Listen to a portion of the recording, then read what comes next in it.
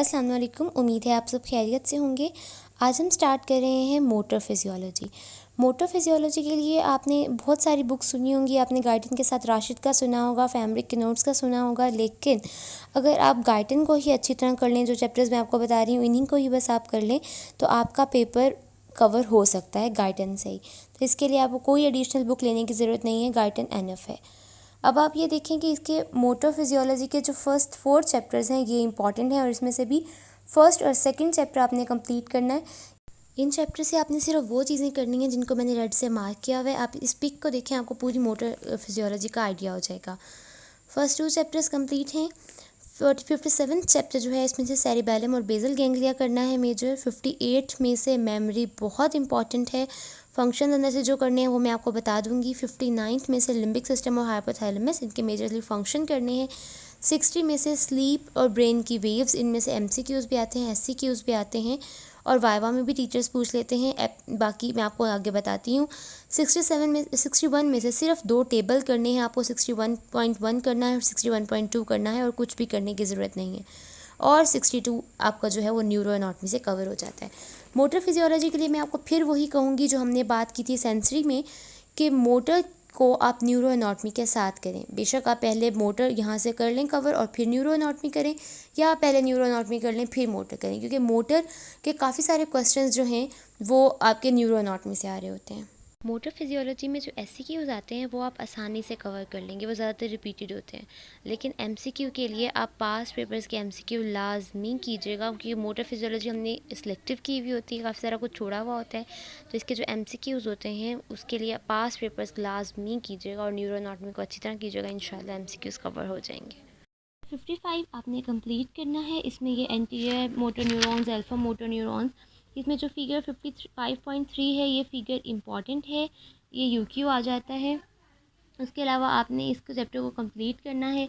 Short listing करते जाइएगा, जो आपको यूजलेस चीज़ें लगे उनको आप कट डाउन कर दीजिएगा। फिगर आपने 55.3 भी करनी है, 55.4 भी करनी है आपने। उसके अलावा ये जो डिवीजन्स दी हुई हैं ये चैप्टर आपने पूरा ही रीड करना है, और इसमें से जो मसल स्ट्रेच रिफ्लेक्स है ये बहुत इंपॉर्टेंट है, इसको अच्छी तरह कीजिएगा। ये यहाँ पे मोनोसाइनेप्टिक पाथवे जो है ये आपका MCQ है, इसको आप देख लीजिएगा। उसके बाद आप ये गोल्डी टेंडन रिफ्लेक्स ये बहुत इंपॉर्टेंट है। इस चैप्टर में से ज़्यादातर UQ यही आता है, गोल्डी टेंडन रिफ्लेक्स का। ठीक है, उसके बाद इसमें से वाइवाज में टीचर्स क्वेश्चंस पूछ लेते हैं। ये जो स्पोर्टिव रिएक्शंस वगैरह हैं इसमें से हमसे सर ने वाइवा में पूछा था। वाइवा के लिए ये करना है, वरना अगर आप इसको छोड़ना चाहें तो छोड़ सकते हैं। आप इसको थ्योरी में बेशक छोड़ दें और वाइवाज में इन्हें कर लीजिएगा। ये ब्लू बॉक्सेस भी आपने करने हैं, ये चैप्टर आपने कंप्लीट करना है। उसके बाद है चैप्टर 56। चैप्टर 56 भी कंप्लीट है ऑलमोस्ट।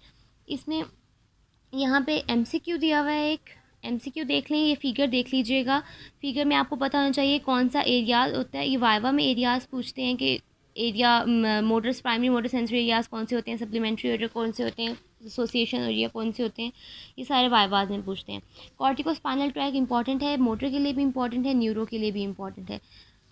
ठीक है, और उसके अलावा इस चैप्टर में से आपने ये ब्लू बॉक्स करने हैं, इसमें पैरामिडल ट्रैक्स और नॉन पैरामिडल ट्रैक्स दिए हुए हैं।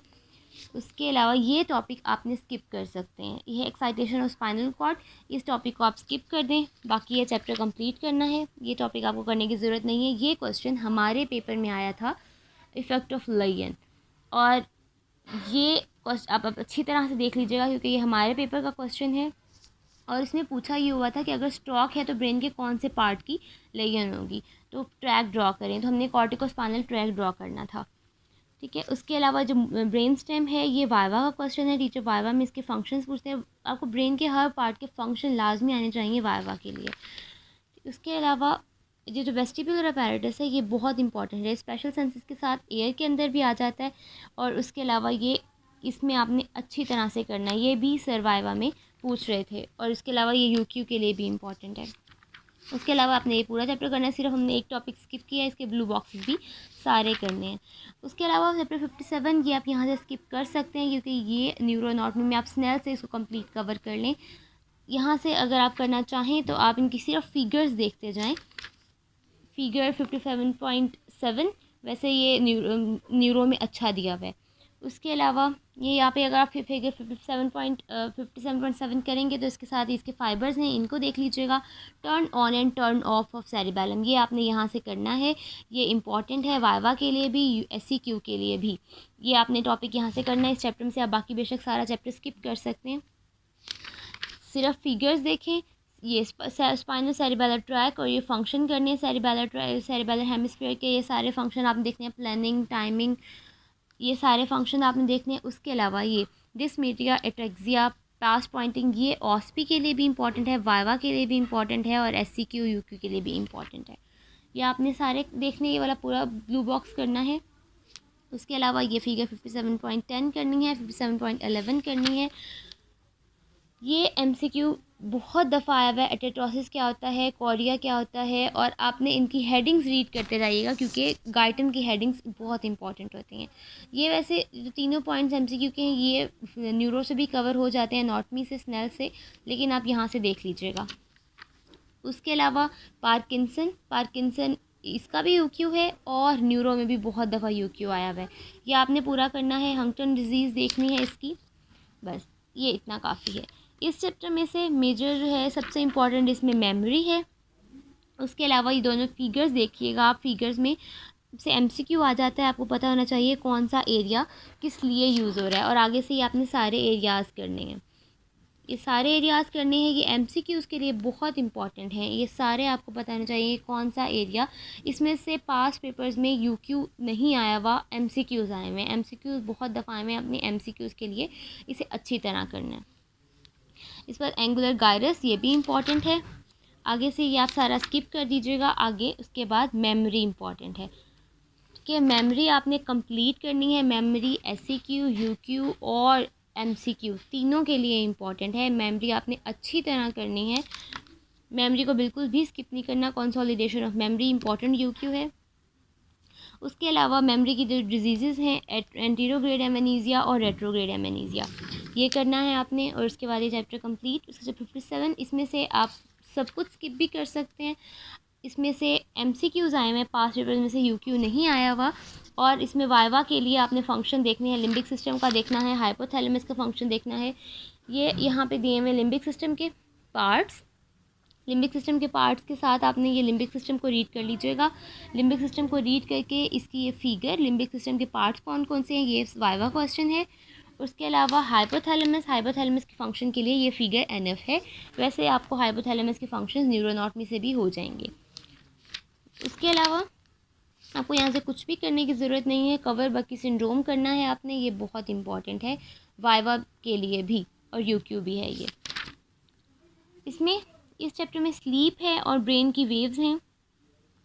स्लीप आपने कंप्लीट करनी है। इसमें से MCQs भी आए हुए हैं और इसमें से UQ भी आया हुआ है। इसके अलावा आपको ये ब्रेन की वेव्स पता होनी चाहिए MCQs के लिए। ये MCQs के लिए इंपॉर्टेंट है कि अलर्ट वेकफुलनेस हो तो कौन सी वेव होगी, क्वाइट वेकफुलनेस हो कौन सी वेव होगी। वेव्स बहुत इंपॉर्टेंट है। उसके अलावा स्लीप तो आपने कंप्लीट करनी है। ये पूरा ब्लू बॉक्स करने की बिल्कुल ज़रूरत नहीं है, बस इसकी फ़र्स्ट लाइन रीड कर लें क्योंकि ये MCQ के लिए इंपॉर्टेंट है। बाकी आप स्लीप की फिजियोलॉजी करेंगे, ब्रेन वेव्स एक दफ़ा यहाँ से रीड कर लेंगे। Origin of brain waves read करने की ज़रूरत नहीं है, इसमें से बस ये लाइन देख लें जो मैंने अंडरलाइन की हुई है, MCQs था ये। और ओरिजिन से ऊपर तक आप रीड कर लें, NF है। उसके अलावा ये लाइन भी MCQ था, ये देख लें। उसके अलावा इसमें से कुछ नहीं आया हुआ। सीजर और एपिलेप्सी, इसमें आप सिर्फ ये फर्स्ट पैरा रीड करें और इसकी टाइप्स देख लें, टाइप्स कौन कौन सी हैं। ये भी वाइवा के लिए ज़्यादा इंपॉर्टेंट है, इसमें से SCQ नहीं आया हुआ था। और आप यहाँ से देख लें कि इसके अंदर पैटर्न कौन सा होता है, वेव का पैटर्न कौन सा बनता है। ये एक MCQ था पास्ट पेपर में, ये देख लें। पूरा करने की, एपिलेप्सी कंप्लीट करने की आपको बिल्कुल भी ज़रूरत नहीं है। इसकी ट्रीटमेंट रीड कर लीजिएगा और सीजर्स और एपिलेप्सी का फर्स्ट पैराग्राफ और इसकी टाइप्स कौन कौन सी हैं। टाइप्स के 2 तरह के नाम हैं, एब्सेंट सीजर और पैटेड मॉल, आपको दोनों नेम पता होना चाहिए। अल्जाइमर डिजीज़ आपको पता है कि बहुत इंपॉर्टेंट है, इसके लिए भी इंपॉर्टेंट। न्यूरो डिजीज़ इसमें तकरीबन सारी ओवरलैप करती हैं, डिजीज़ दोनों जगह पे आप पढ़ेंगे, ये देख लीजिएगा। ऑटोनॉमिक नर्वस सिस्टम करने की आपको ज़रूरत नहीं है। ये चैप्टर, इसमें आपको सिर्फ ये करना है MCQs के लिए, टेबल 61.1 और 61.2 आपने कंप्लीट करना है। आपको फंक्शन पता होना चाहिए, ये भी वाइवा के लिए ज़्यादा इंपॉर्टेंट है। और आपको ये चैप्टर करने की ज़रूरत नहीं है और लास्ट चैप्टर भी आपको नहीं करना। ये हो गई मोटर फिजियोलॉजी। अगर आप सिर्फ गाइडेंस से कर लें तो इतना जितना आपको मैंने बताया ये कवर कर लें और न्यूरोनॉटमी के साथ करें तो आपका कंसेप्ट भी अच्छा बिल्ट हो जाएगा और आपकी मोटर फिजियोलॉजी कवर हो जाएगी। इसके साथ आप कोई एडिशनल बुक करने की ज़रूरत नहीं है।